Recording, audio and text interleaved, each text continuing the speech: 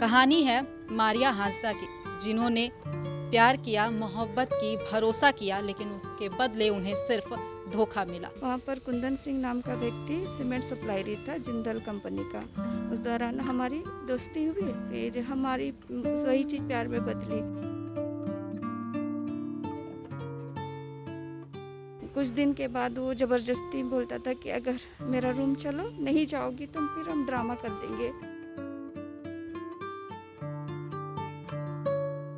Suddenly एक दिन मैं उसके घर गई तो पता चला वहाँ ऑलरेडी एक लड़की थी।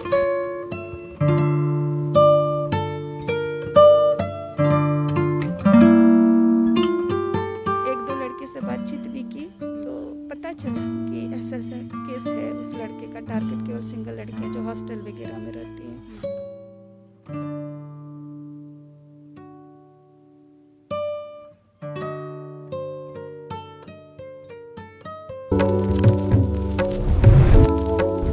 नमस्कार, आप देख रहे हैं देश टी न्यूज और मैं हूं आपके साथ गौरी रानी।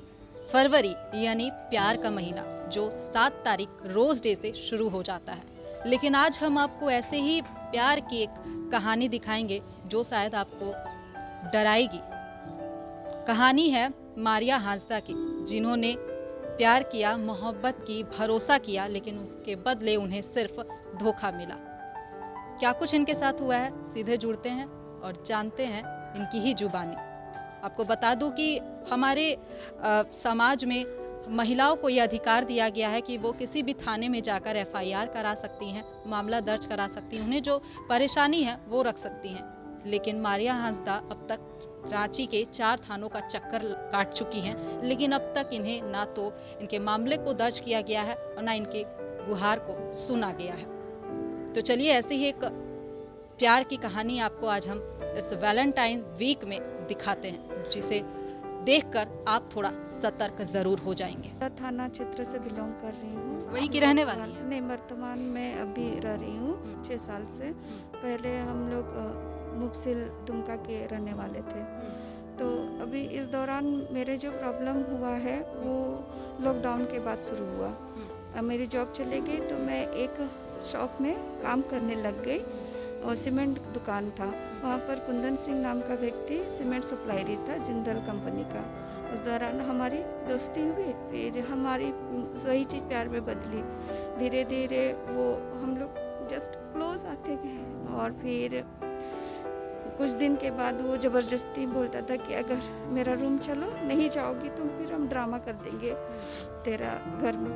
तो हम बोले कि ठीक है, अगर ड्रामा करना है तो उसको छोड़ो, क्योंकि हम लड़की हैं तो आपको थोड़ा सा डर बना रहता है। तो मैं उसके घर चली गई थी और वहाँ वो ज़बरदस्ती मेरे साथ शारीरिक संबंध बनाए, जिसकी वजह से आज मैं 6 मंथ की प्रेग्नेंट हूँ। मैं काफ़ी बार उसको बताने का कोशिश की कि देखो ये मैटर हो गया है। उनके फादर आपने कहा कि उसने आपको प्रपोज किया था, तो आपने उसके प्रपोज को एक्सेप्ट कर लिया था? हाँ, मैंने एक्सेप्ट कर लिए थे। तो फिर बाकी जो चीज़ें हुई वो आप दोनों के सहमति से हुई? मैम, हम चाहते थे कि शादी हो, तो वो बोलता था कि पहले बहन की शादी होगी फिर हमारी शादी हो जाएगी। आप मान गई इस बात को? हाँ, क्योंकि वो हमेशा डॉक्यूमेंट वगैरह ला के दे देता था, तो मैं सोचती थी कि नहीं, वो मेरे से ही शादी करेगा। और वो इतना ऑनेस्ट शो करता था ना मैम कि आप विश्वास नहीं करिएगा। उसकी ऑनेस्टी के लिए ही हम सोचे कि नहीं, ये बंदा धोखेबाज नहीं होगा, इसलिए मैं आगे बढ़ गई। और जिससे हमारे बीच बहुत अच्छा रिलेशन चल रहा था। सडनली एक दिन मैं उसके घर गई तो पता चला वहाँ ऑलरेडी एक लड़की थी। दोनों मिलके आप उनके घर भी गई थी? पहले भी गई थी? उनके रेंट हाउस जाते आते रहती थी। तभी आपको वहाँ पे लड़की नहीं नजर आई? कभी नहीं, कभी नहीं। और एक फोटो वगैरह उस लड़की का रहता था, पर वो बोलता था मेरी मौसी का है और वो नाम गलत बताया था, सोना रानी, और बाद में पता चला वो शकुंतला नाम की कोई महिला थी। क्या नाम है लड़के का? लड़के का नाम कुंदन सिंह है। तो कुंदन सिंह की क्या शादी पहले भी हुई थी? नहीं नहीं, शादी तो नहीं हुई थी, किंतु वो हमेशा सिंगल लड़की को टारगेट करता था, जैसे कोई पढ़ाई कर रही हो या वर्किंग वूमेन को। तो क्या करता है कुंदन सिंह? मैम, सीमेंट का सप्लाई ही करता है।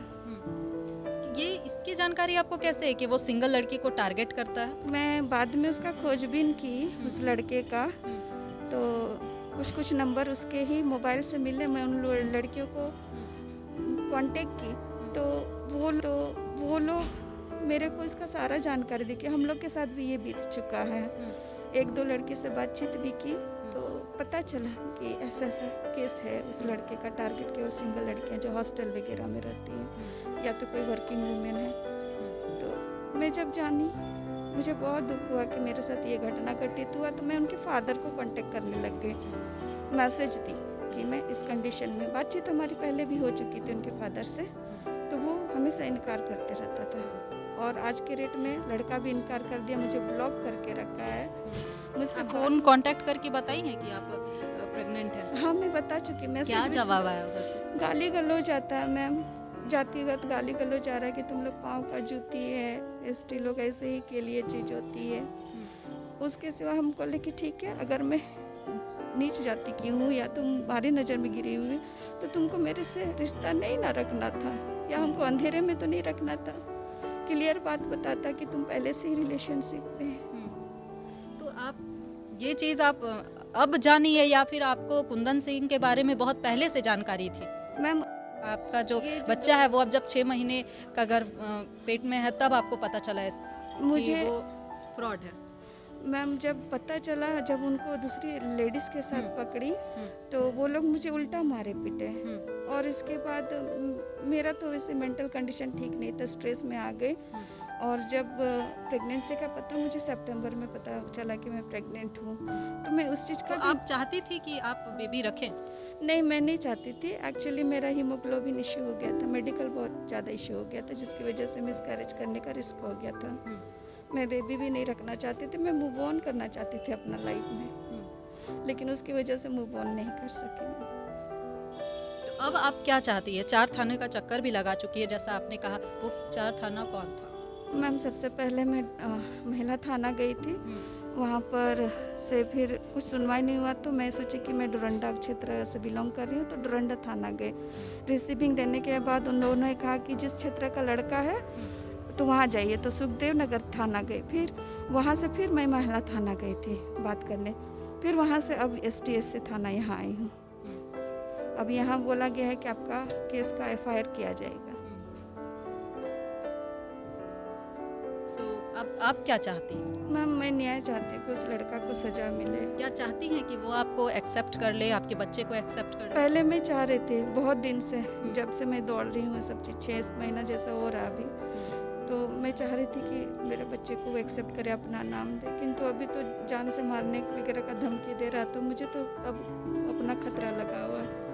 और साथ में बच्चे के साथ हानि करेंगे क्योंकि उसका कोई कसूर नहीं है ना मैम। तो अब मैं बच्चे की सेफ्टी चाहती हूँ, मेरी खुद की भी सेफ्टी चाहती हूँ, और न्याय चाहती हूँ कि उसको सजा मिले। तो आने वाले 8 मार्च को जहां पूरा देश महिला सशक्तिकरण की बातें करेगा, महिला दिवस मनाएगा, तो वहीं आप अब भी महिला जो है वो पुरुषों के अधीन है। इसकी एक बानगी आपने देखा, मारिया हांसदा जो हैं वो दर दर भटक रही है, थाने के चक्कर लगा रही हैं, न्याय की गुहार लगा रही हैं।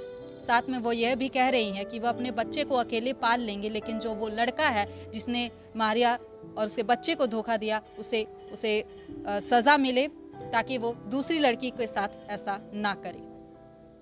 फिलहाल इस खबर में इतना ही। तमाम और खबरों के साथ बने रहने के लिए देखते रहें देश टी न्यूज़।